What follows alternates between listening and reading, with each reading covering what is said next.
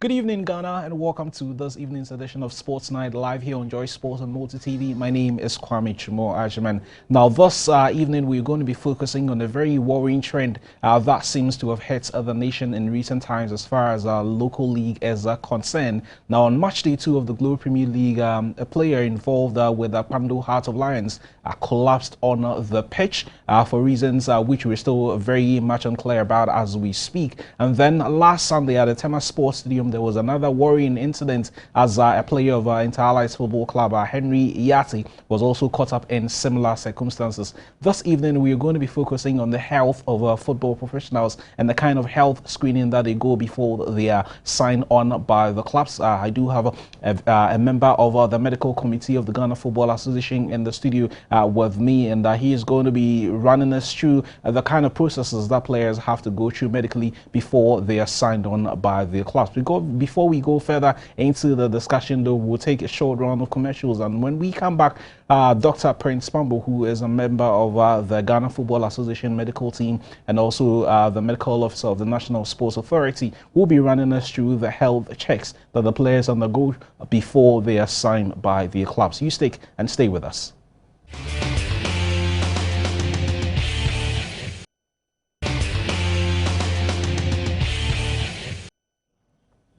Well, we're back from that break, and I'm sure you're looking forward to the discussion because this seems to be a very worrying thing, especially if you happen to be at the stadium on these days when the matches were played. We don't want to see players go through this kind of situation. We've seen it happen on the international stage, and I do recall my first ever incident of this nature in 1989. I recall Nigerian international Sam Okwaraji collapsing on the pitch and passing away sadly. And of course, in 2003, in the FIFA Confederations Cup, we saw the situation of Mark Vivian Foyt, and it's strange that it's almost 10 years already and no one seems to be talking too much about this. I recall the case involving Benfica player Nikos Ferrer also collapsing on the pitch a couple of years ago, 2004, I readily recall, and this is happening here in Ghana. And the question we are going to be posing to Dr. Prince Pambo is what kind of medical screening do our players undergo before they are signed on by the clubs, and whether we do have the requisite medical professionals to handle these incidents as and when they happen on our shores. Doctor, it's always a pleasure to have you on our show. Thank you very much. I'm sure for a lot of football fans out there, they would have heard the word medical, and players going through medicals before they are signed on by their clubs. But what exactly these players go through? Well, I've had the opportunity of seeing just a bit of some players going for medicals, but I am told that these medicals before the players are signed could even take hours before the club can confirm that we think that this player is fit enough to play for a club. So that for those out there who may be watching us this evening, they'll be asking, what exactly do these players go through before they are signed on by the clubs? What kind of medicals? Just injections or something and it's over? Yeah, thank you very much. When we're talking about cases that have happened in the past, I think we've also had some of our players even passing on before. Yeah, we lost one, Bartholomew, in 2010. Yes, so, and I think there was even an incident also in Tema some time back, also I think Division 2. So it's here with us. What I need to say is that these things are not entirely new. It's part of the game of football, and I've always said that if we did not anticipate medical emergencies, if we did not anticipate injuries, why then would the governing bodies say put a medical person on the bench with the coach, and this medical person earns the same money that the players might be earning without having to play football? So, I mean, there's work to be done, and we should be doing. You asked about the pre-season medicals. We have an 18-page booklet. I mean, I never knew it was even 18 pages. It was the club owners who made us know that it's as big. I mean, that big, because, I mean, it costs a lot of money. FIFA put this together and said that, look, the rate at which we are seeing things like this happen, and because we are using human beings to make money, we need to take care of them. So if you take that booklet, first of all, I mean, you need the player to give you his name, you need to know the height of the player, you need to know the player's weight, you need to have some background to the medical history of this player, you need to even go into the family history of the player to find out if there have been cases of sudden collapse in their family, whether mom or dad or any sibling has diabetes or hypertension. You ask all these questions. You ask about their previous injuries, how they were treated. Has he himself ever had any medical conditions? You ask all that. I think that's about the first 5 pages of this booklet. Then you go ahead to do the basic things we call vitals, check the BP, weigh them and all that.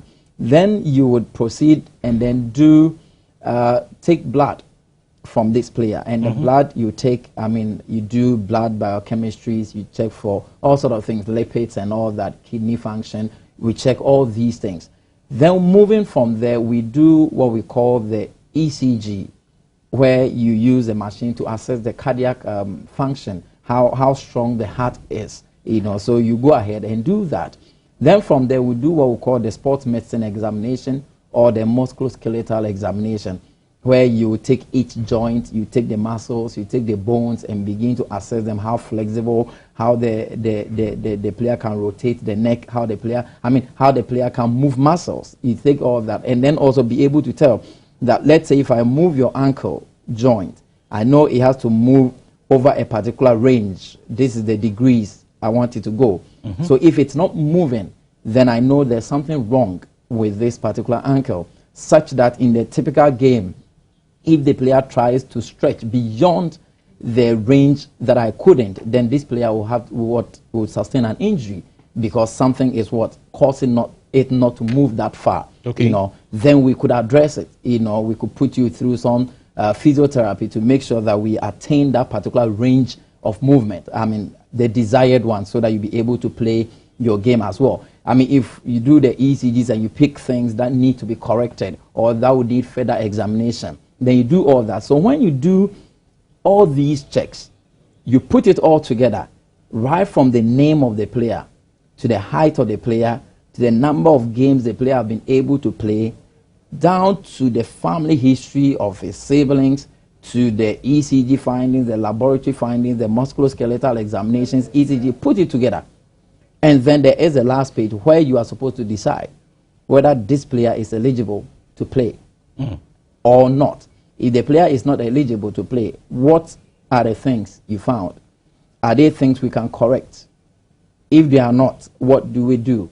So this is what basically the pre-season medical assessment is all about. It will sound very basic, but from everything you've said in here, this is going to be something that will take hours, if not days, to do. I have done medicals for a few clubs.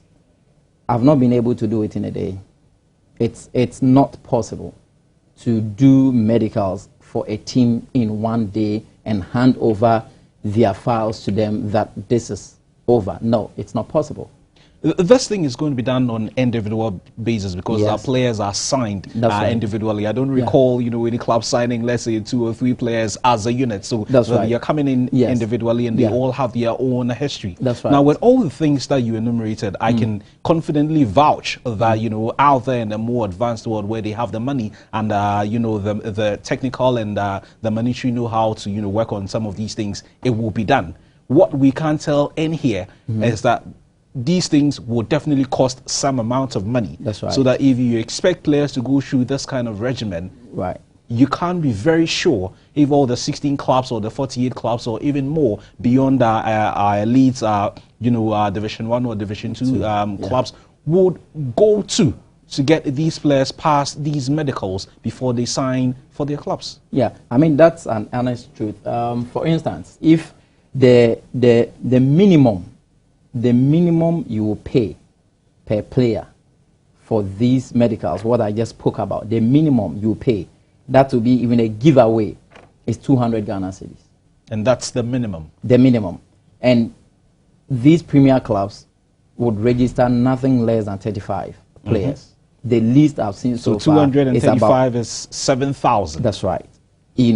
Somebody is going into a season, have purchased players, probably not even paid yet.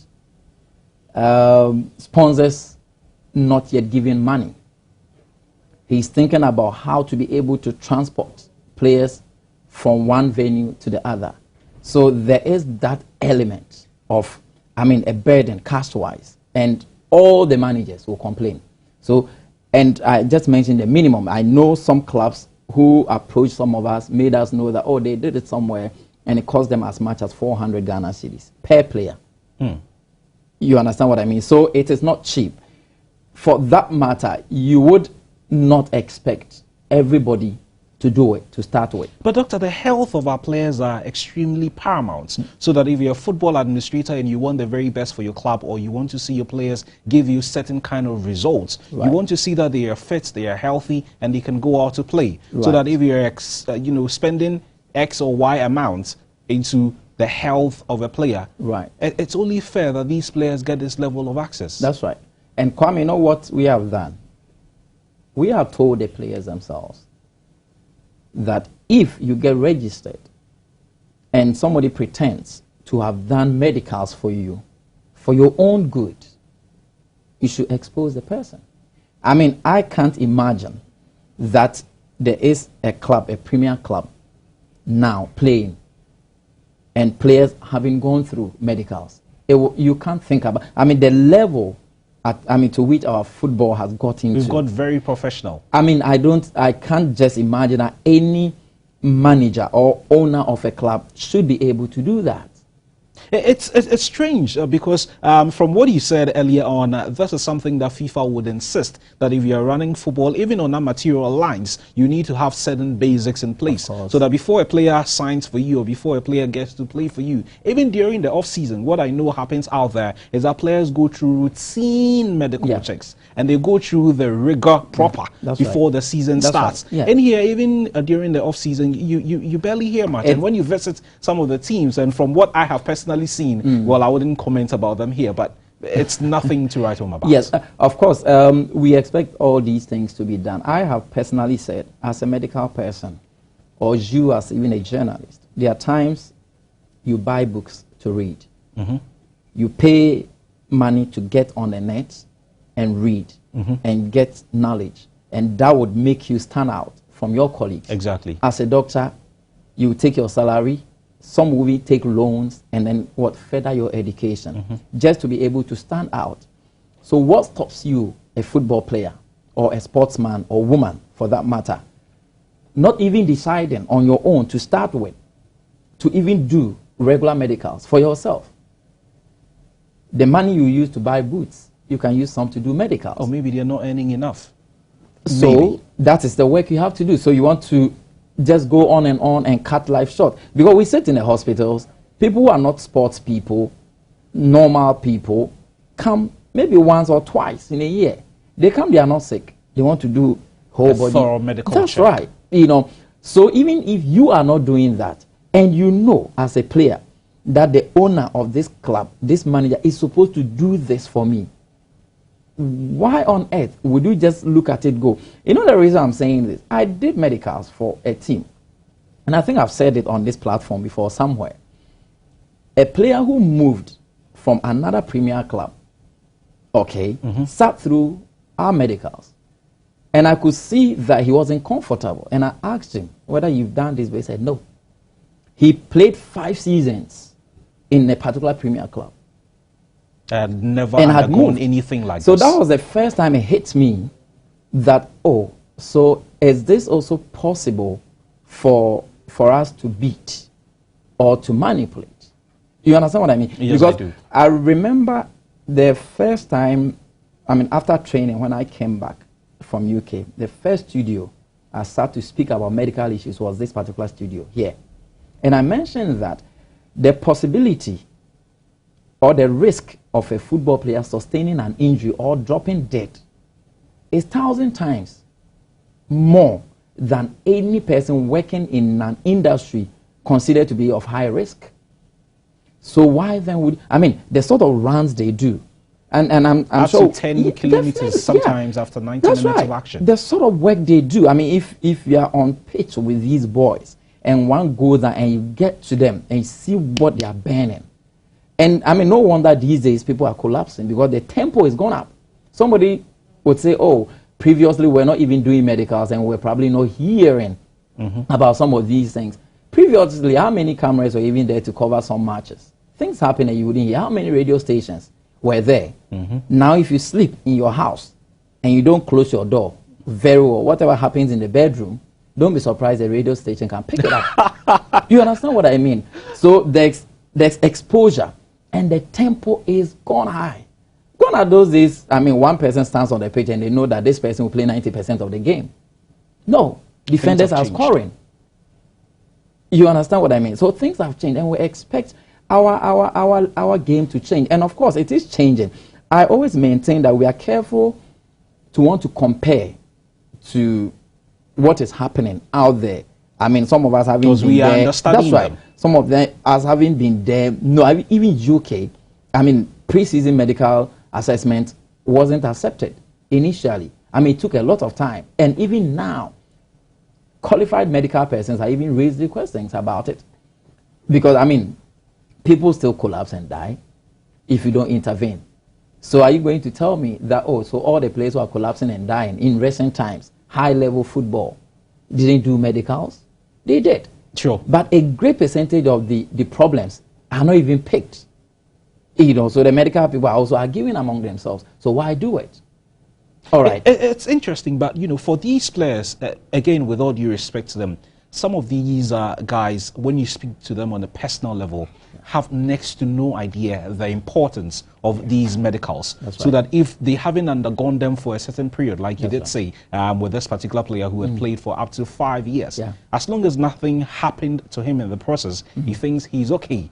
So that for these players who may not really understand why they have to do medicals, if these things are not done, is it a case of they not being bothered, or is it a case of as long as nothing is happening, we might just be okay, so let's go on? Yeah, Kwame, you know where I'll first of all lay the blame, the doorsteps of the media.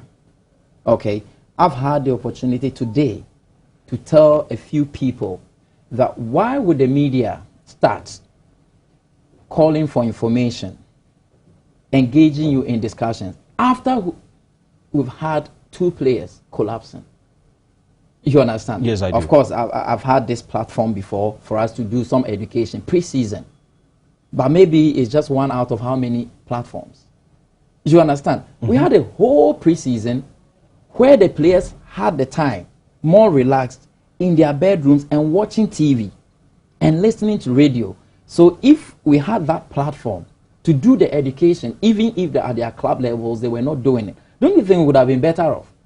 I'm sure we would. Yes, but this is the case. We wait, somebody collapsed, there was no ambulance. Good story. You understand? Unfortunately, that's how things work here. That's how something should happen, and then it will get people's attention. I mean, unfortunately, it's not even only in Ghana. Honestly, it's worse off in the UK, to be honest. You know, but why should it be so? So yes, there should be some level of education, and the medical committee of the FA tries to do this. But what's the size of the medical committee to start with? You know, as compared to the number of players we have, you know. Well, that's one to maybe worry our heads about what are the numbers and what is the ratio of you know, a doctor patient here in Ghana. If it's maybe 1 to 10,000, then you bet that these doctors are under a lot of pressure to make things happen. So that it will, you know, dovetail into the next question I would want to ask you. If we know that this is a very worrying situation, it is only wise that football clubs in Ghana would need a certain level of medical expertise attached to their clubs. So I'm going to be asking you that even with our elite football, I don't even want to go into the Division 1 and Division 2 because I know the challenges that they do go through with funding and all.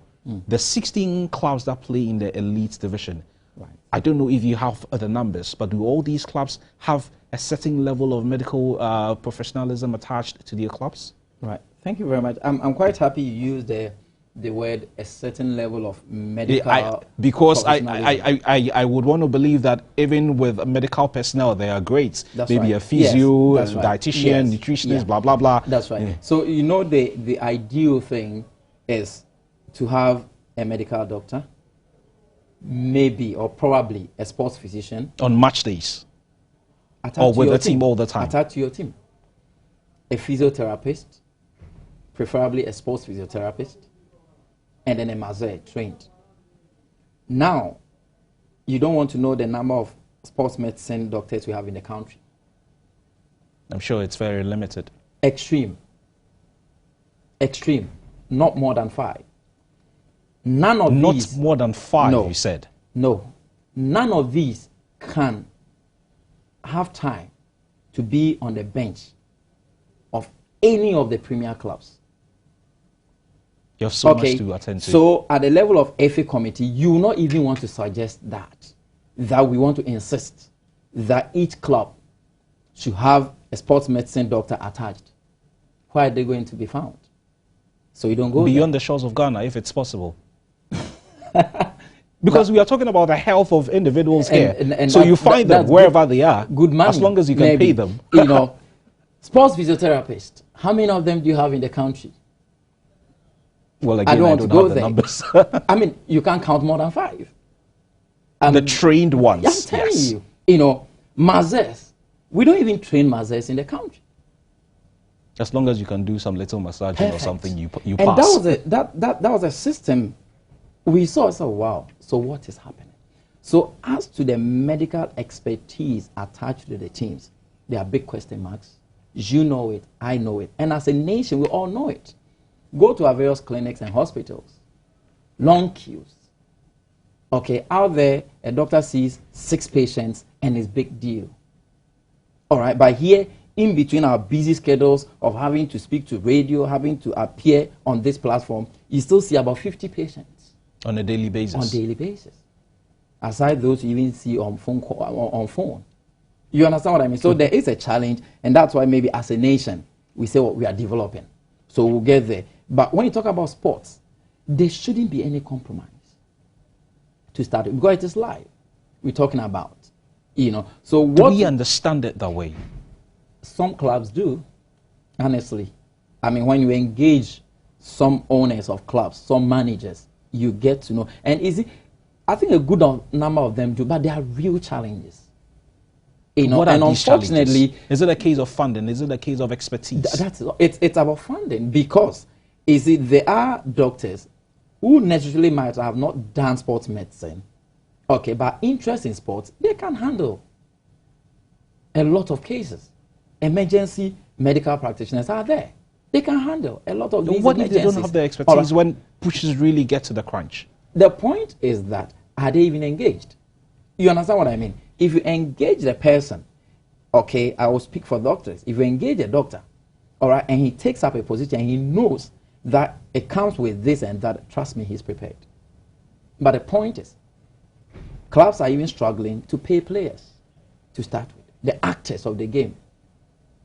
So how much would they be able to pay a doctor? So the few doctors with the various clubs, some of the clubs, genuinely some of them are just, supporters of these clubs. So they have to render service. At least I know Kotoko has Dr. Boateng. Dr. Boateng. Yes, I know Hearts has Dr.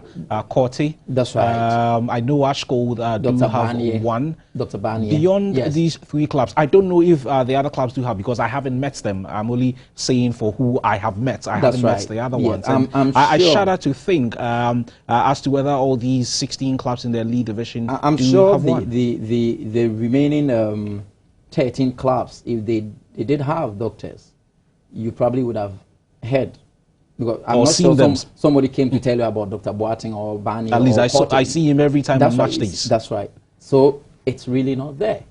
The other clubs will tell you that, oh, we have a doctor in this hospital, in this city, because that is where we come from.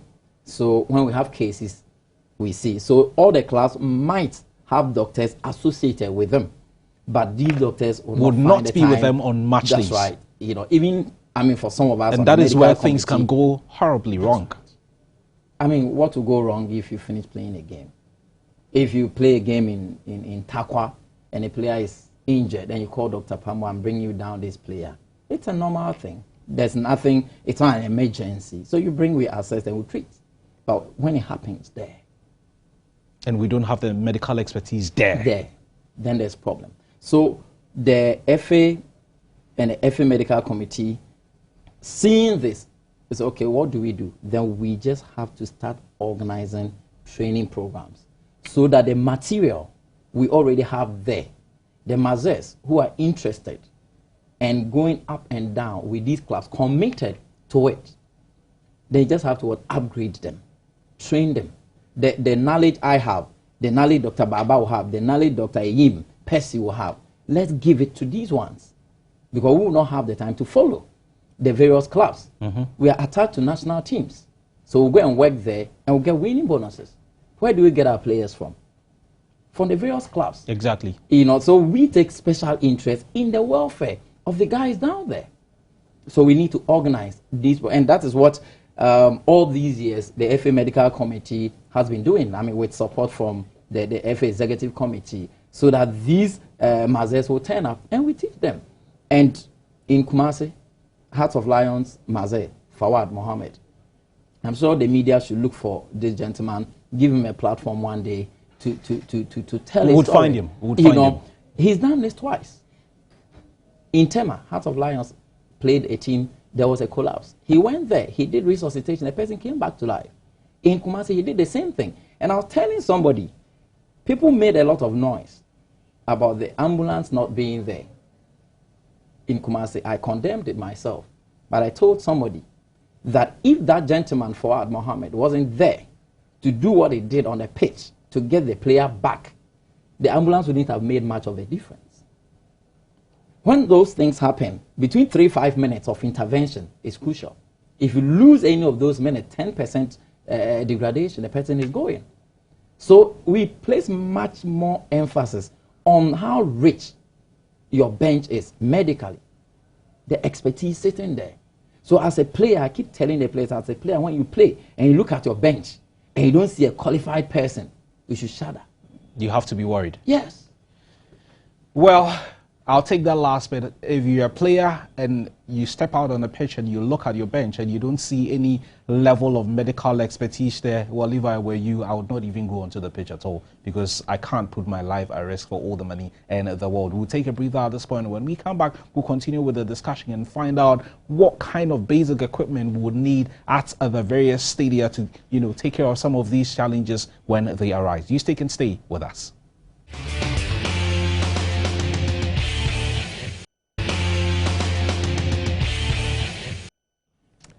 We're back from the break, and I'm sure you're following the discussion we're having with Dr. Prince Pambo, who, he holds several positions the last time I checked. He's with the National Sports Authority as a medical officer. He's the team doctor for the national under-20 team. He's a member of the Ghana Football Association Medical Committee, and I understand he also does a few other things I can't say here on air because I would have to give him a bill for all the advertisement I would do for him. But that was just by the by. Doctor, in a previous segment, we were looking at, the basics that players would have to go through when it comes to their medical screening, and whether clubs in Ghana do have that level of professional expertise attached to the clubs. I want to find out from you, before players troop out there to play, especially at the elite division, or even at the various junior divisions, the FA has the medical status of practically all the players, because the FA would have to confirm that the players are in a certain physical state to go out there to play. That's right. Can you tell us if the FA has all these documentation on our players? Yes. I mean, once you've registered, you've gone through the new registration system. I mean, those who register these players will tell you. I mean, after we have done the medicals for you, and you go to the IT department of the FA. But the various clubs now have IT people where all the information will have to be input, okay, and it goes to a central unit before you can have a particular printout, take it to the FA, and then once you're able to generate that, then it is confirmed at the FA's point that, okay, so all this information has been supplied, because that system will not allow you to go. I don't know if you filled an online visa application form before. If you skip a very important, that's right. It would not allow you. It would. And you can't even submit it. That is how the system works. So at the end of it, if you see a player who gets registered and playing, then it means the player has gone through medicals, probably satisfactory medical examination. How satisfactory could this be? that is quite a difficult On percentage one. terms, for example. 50, 60, 70? I don't have data to back this, but I can tell you that we are probably 60% satisfied. But what the medical committee seeks to do is, I mean, when all these is done, then we do a random sampling. Okay, go pick some of these hard copies and then go through it.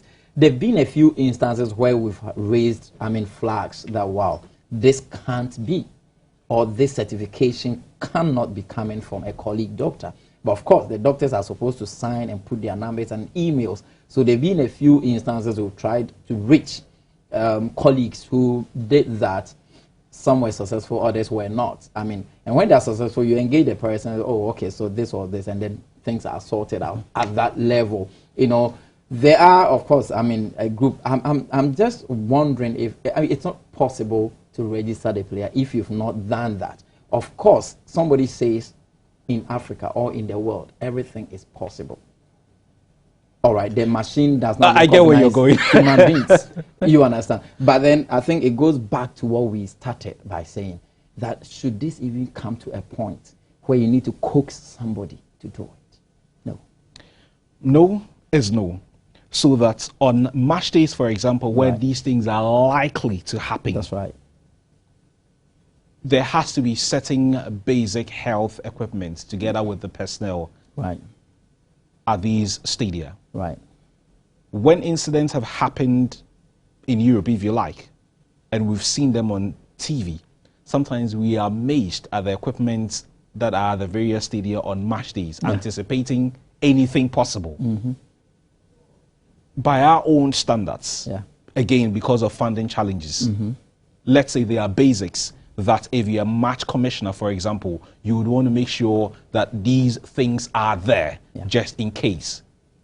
What are these things, Doctor? Right. I think we'll just even start from the governing body, FIFA.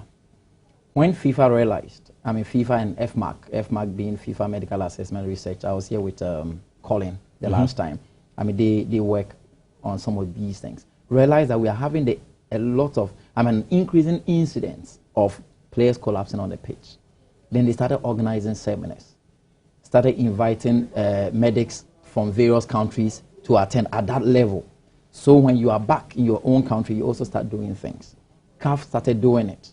We have received equipment from CAF before, which could be used, I mean, when you have such emergencies. CAF donated to all the member associations. Just recently, FIFA has also brought donations. So the international or the governing bodies are even supporting. Now, when it comes locally, I remember some time back, our chairman for the FA Medical Committee, Dr. Martin Engman, all right, put together a wonderful proposal, okay, met with FA top hierarchy, and then a lot of things were proposed. And I can say that, of course, a number of them are being met, you know, and gradually we'll get there. The sort of things we need at our various venues where we play our games. Now, we need to start with the bench because it's a requirement before a game. And the FA has issued a communique on that. What you need to have on your bench as a club. So whoever is there as a medical person should have an idea of what we call basic life support. So if somebody collapses, that person should be able to go and do what we call CPR. And we have, the FA can say that with authority because we have organized seminars, at least not once, not twice, more than 3. Okay, some certificates given, signed by the FA president. So when he decides with his executive committee that whoever should sit on your bench should not necessarily be having a qualification in sports and exercise medicine like Dr. Engman or Dr. Baba or Dr. Pambo, but should have this because he knows that money was made available for you to be trained in that at least. So that is a requirement. So club owners, when you are engaging people as masseurs, because I mean most of them don't even have physios, so as masseurs you should find out if they have that qualification to at least be able to revive a player. That is one. Then it comes to the responsibilities of the home team. Okay, I always use Adriana. I don't know. I just probably love Doma. Okay, Adriana plays home matches in Doma Hinkro. Okay. The owner or the owners of Adriana in Doma should be, in quotes, known people to be able to run the club of the city. Okay. So you should have links with National Ambulance in Doma, especially when we have done the negotiations here already in Accra, that the director of National Ambulance knows that on match days, the likely place you should find your ambulance in Doma or Bechem or Tamale should be the stadium. So you give them your fixtures. So it is the duty of the home team to ensure that the ambulance, the Red Cross, and the St. John ambulance people are there. Because what happens is, I think the gate proceeds go to you, the home team.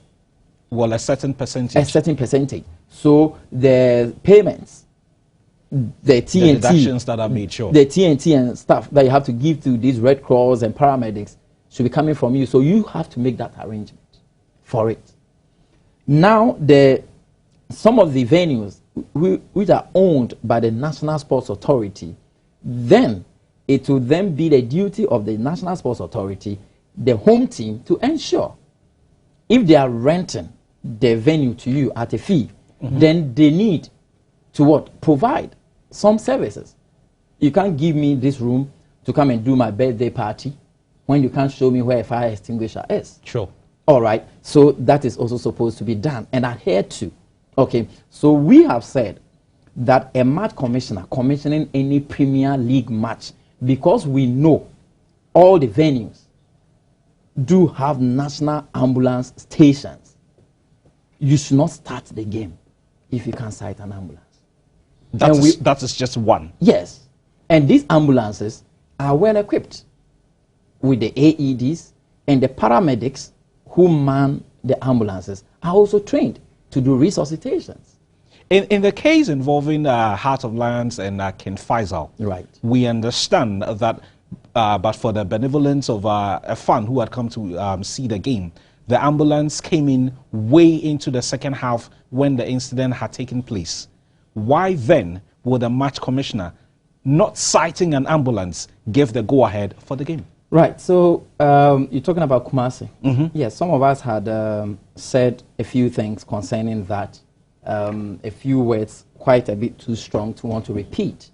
But it did not. Is it shamefully for some of us, myself for instance, when we came on board, we managed to ensure that Kumasi Sports Stadium Baba Yara has an ambulance station. It's not like you have to call the ambulance to come from somewhere. It has an ambulance station doing 24 hours, stationed there. Okay. Accra Sports Stadium, we have an ambulance station, stationed 24 hours. And Dr. Kweku Boateng is the director there. Okay. Unfortunately for us, that day, Kotoko was here, playing Hearts of Oak, our El Clasico. That's right. Okay. So, where did something go wrong? That on a match day, that particular ambulance was called to go to Kronom to pick an emergency. And when the incident happened and they called for a backup, 2 ambulances showed up. So my question But they showed up was, late. yes, my question was that even if you had 2 ambulances that could respond, that could come when they were called, why didn't we dispatch any of those ambulances to go for that case and leave the stadium ambulance sitting? So it boils down to what? Education.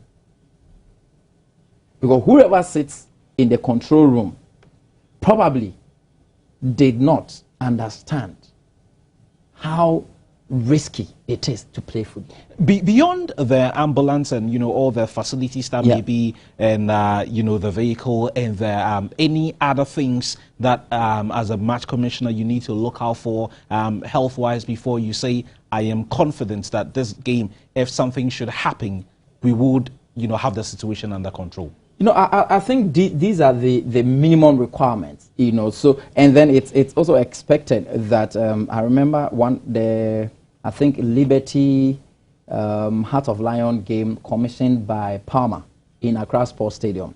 I didn't show up for a pre-match meeting. When the game started and he saw me sitting by the pitch, he came to me and told me point blank that next match, if I'm not part of a pre-match conference, he would have questions to ask. So, if you go for a pre-match conference, that is where you as a commissioner should be asking those questions. Where are the paramedics? Where are the ambulance people? Let somebody assure you there during that pre-match that the ambulance, then you sound that warning to the home team that if the ambulance is not here by kickoff time, we will not start the game. So you don't wait till 3 o'clock, you follow or you lead the teams to the playing pitch, then you turn around and there's no ambulance. See the ambulance. And you say, okay, I'm not starting the game. What did you say during the pre-match? So it starts from there. Have you noticed? Let's just assume that the match commissioner, I know you normally have the pre-match conferences around 10, 11, about 4 or 5 hours to the game. And he's been assured by the home team that everything you're asking for is going to be in place, let's say, by 2. It happened or in Kumasi, maximum, latest by 2:30, everything is there. Right. He's given all the assurances in the world that he would see them. That's right. 2:55, the game is starting at 3. He's not seen anything. He's not confident that in 5 minutes, so and so and so will be available. Does he have the power to stop the game from going ahead? Why not? Why not? And he'll be supported. He'll be supported. Strong MC to do that. He'll be supported by the FA. He'll be supported by CAF. He'll be supported by FIFA. Because in Accra here, about 6 minutes to a particular CAF match here, the GS of the FA, General Secretary of the FA, Mr. Jima, ran to me because the match commissioner made him know that, hey, it's 6 minutes to the start of this game. I've looked around. I don't see an ambulance. I don't see an ambulance. So you should be sure that this game will not start at 3 if there's no ambulance. So the General Secretary had to run to me. I was on phone. The ambulance was coming. You understand? So we just had to keep telling him the ambulance will come. Yeah. And he was going to be right if he didn't start it. Fortunately, the ambulance was there before the kickoff time. So the match commissioners know the power they have. I would be surprised if a match commissioner should say, they do write reports. Sure. They have powers to cancel games. So why don't you have powers to ensure that the people playing there are safe? When before matches start, they inspect fingernails. You see it happen here? Sometimes not. Not all the time. That's right. Because these are weapons. Okay? If you play with someone and the fingers, probably not intentional, throw the hand that way, and the nail is that long. Cheeks your eye, gone. I even know that in the past, players were allowed to even wear jewelry, and all these days it doesn't happen. No, they can afford to buy the most expensive diamond earrings. But for 90 minutes, just do away with it. Yeah. And it wouldn't cost you anything. It wouldn't. So these are things the match commissioners have the powers to do, to ensure that everything is right. I wouldn't want to doubt the competencies of our match commissioners and the kind of training that they go through. But you sitting here and giving us this insight into all these things, for us as viewers, these days we are lucky to have our Premier League matches being shown on TV, so that when we don't see these things on our screen, that's right, as football fans, we have every reason to be worried about the state of our game. Obviously. And I believe there are channels that you could use and then put this across. Any person at all. The radios are there. And every program, or the TVs are there. Every program, they have phone-in sections. You can just phone in. That I watched Takwa Midiama play against Edubiasi, and that happened. We all listen to radio. If you don't even listen, somebody will listen and call you. Your colleague doctors will call you. Prince, I've heard your people doing that. Then you also take it up and probably speak to your superior. Then finally it gets to executive committee. What kind of sanctions are meted out to clubs who have, for whatever reason, not been able to make sure that these things are at the stadium on match days? Are there any sanctions in place for that? I don't know. We are not at the position where we get to know okay, if you don't do this, then this is the sanction. If you don't do this, you'll be banned this. If you don't do, I can tell you about doping issues. If you fail your doping testing, then you'll be banned for this, you'll be do that. But as to if you refuse to provide it, that's solely with the executive committees, the governing bodies, and I'm sure the PLB, you know, I'm sure these punishments or the corrective measures should be there for them. And if they are not there, I'm sure it's a good wake-up call for all of us. And one thing I also need to mention is with refereeing, all right, and I'm so happy that a few of seminars we organized, we've seen referees being part of it. I have seen a few cases where players go down on this end of the pitch. The ball is that way and the referee is there and the player is lying down. Sometimes you could count 1.5 minutes. The player is lying down and the referee is watching whether there will be an offside. Terrible. And there was a time I told the Mazes when I met them that if you sense that this is life and death, stop the game. You might have to jump on the pitch. I know the referees, as for this one, they don't like it. I've been told by some referees that it is absolutely wrong. The ball should be out of play. That's right, and the referee would have to invite you, even exactly. at the level of national team or international tournaments. So what some of us, representing medical, had to tell the referees then is that then their ability to recognize emergencies should be sharper than it is now. So that if two players go in the air for a ball and you have one landing awkwardly, and for a certain number of seconds, the player is lying motionless on the pitch, for example. Yes. If you watch some international games, when you go up and you do your hand this way, by the time you land, the referee is coming towards you with a card, with a red card like that, and he's inviting the medics to come. Because you get concussion. The brain will shake in there. And if you don't intervene quick, you lose life. And now we are having decreasing cases of concussion in general in our game because the players know that when you jump with an elbow like that, it's a red card. Well, the more I listen to Doctor, the more I get a lot of goosebumps. We'll do a final round of commercials. When we come back, we'll look at the way forward for this particular issue. Well, this is the final segment of the show. Dr. Prince Pambo is still here with us. We've looked at all the issues that may arise from this particular situation. And now that we've been able to identify the challenges, it's only wise that we look at the solutions as well. Doctor, you are in a very good capacity to offer what level of expertise you have to the Ghanaian sporting family and beyond. Yeah. In all this, you're a member of the GFA Medical Committee. Yeah. What kind of interaction do you have on a monthly, quarterly, half-yearly basis on how to address this worrying situation? Yeah. The technical directorate of the FA, headed by Coach Otia Kenten, at the beginning of every year and then towards the end of every year, the various units under the technical directorate of the FA, and the medical committee happen to be one, submit a list of programs. And for the past 3 years, I should say, we've made it a point to organize at least 3 to 4 seminars, medical seminars. The topics get varied, but each of them there's always a component of CPR, which is resuscitation, and then first aid, and then a component to do with management of sports injuries. This is what has been happening.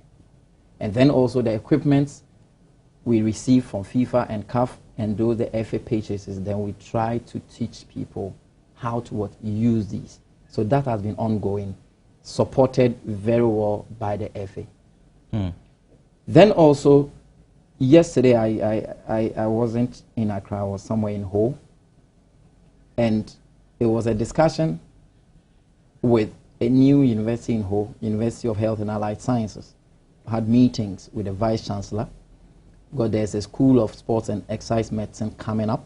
Okay. There, because of, this nation being a sports nation, so we need to train. It's so expensive to take people out there to train. So we went to search, and then we discussed how to start organizing some of these programs from an academic institution. There is a committee, as I speak to you now, set up by the GFA and the University of Ghana Medical School or College of Health Sciences, where we're looking at developing a curriculum for our already existing mazes, how to upgrade them. So this is how far we have gone. And I'm happy to tell you that that particular thing we're trying to do, or which we are doing almost through, is a first in Africa. Oh, to start brilliant. with, and both the university and the FA is pushing. We have lecturers and the members of the medical committee on board. And hopefully by the end of the year, a curriculum will be in place so people could be coming to University of Ghana to have some of these programs. People could be going to the University of Health and Allied Sciences to have these programs. We're talking with institutions like Accra Polytechnic, where we could run these. And then to the various institutions, it is a money-making venture because we don't go to school for free. You have to pay something. Then after a year or two, then the FA medical committee will advise the emergency or the executive committee that now we've created training units, and then we might have mopped up all those who didn't go through any formal training. So now there should be a minimum requirement before anybody can be attached to any club. Can we be assured going forward, especially the players who run God knows how many kilometers on match days, that anytime they step out onto the pitch, they don't have things to worry their heads about, that they are going to be playing in conditions that will be suitable enough for them? We can assure them that should anything happen, there might or there would be an appropriate intervention. We cannot assure them that nothing will happen. That's tricky. Yes. For instance, if I am sitting, even on a bench, and you are playing, the mere fact that Dr. Pamo is sitting by the pitch doesn't mean there can't be a sudden cardiac arrest on a pitch of play, or there can't be a concussion on a pitch of play. But I can assure you that maybe with my expertise, your survival rate is higher because the right expertise is available. You understand what I mean? Sure. So I mentioned somewhere that the mere presence of the medical team, no matter how qualified it is, does not prevent these things from happening. What would prevent them is a very good pre-season medical assessment where the problems will be picked and then corrected. And we know injuries, sudden collapse, and all that are part of the game of football. And the players know that. So if you are a player, you also want to distance yourself from some of these and then you watch other things. Now, a few of the collapse, you realize that it had nothing to do with something that just happened. A lifestyle, your nutrition.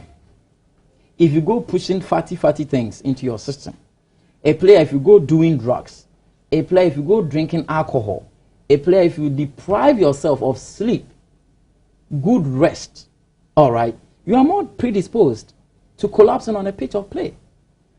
All right, nutrition. Sometimes not having enough fluids in you alone can cause dehydration. You collapse. If you don't eat well or the right things, you collapse. If you go clubbing Friday night, Saturday you are supposed to be training, Sunday you have a game, at what level can you play? You collapse. Well, I do hope that these players do understand this. Yes, finally, my director is asking me to find out from you, with all that you've told us, whether you are affordable, just in case he wants to get you for his club. I think a few clubs that deal with me, you mean me as an individual? You as a person, yes. You know, I operate one policy. You either pay what is realistic or I do it for free. Okay, I'll do it for free. Well, but I'm not too sure doing it for free is the best option. Like he did say, we don't go to school for free. That's right. He obviously has to live. He has a family to take care of as well. On that note, we draw the curtains on this evening too. So for you, the players out there, a word of advice coming in from Dr. Pambo. Don't make things too difficult for yourself, but you also be assured that there will be a certain level of expertise at the stadium to take care of you as and when something unfortunate arises. We can only pray and hope that nothing unfortunate would arise on match days. Thanks for watching. Good night.